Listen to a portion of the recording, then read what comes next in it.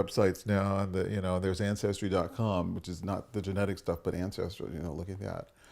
What will we do as more and more white identified, European American identified people find out that they actually have African ancestry? Historically, we would have said that, you don't talk about that, so we wouldn't even do it in the first place. What do they become now? Suppose someone does, in fact, there's Joe Mozingo, who was a reporter for the LA Times, who found out Mozingo, they thought was an Italian name. Turns out it's an African name.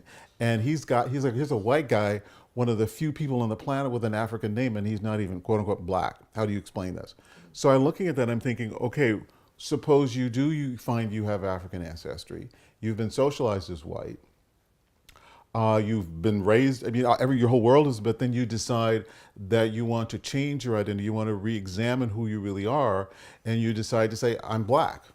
The one-drop rule essentially gives me license to do that, even though I haven't had the black experience, or to say I'm multiracial, or whatever term you want. How can we question that?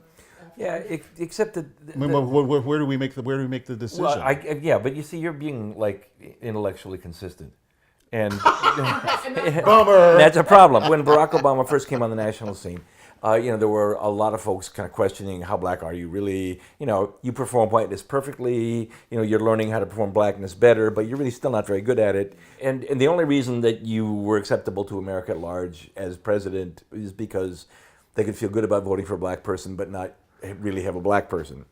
Much later, he finds out that he is descended from slaves through his white mother.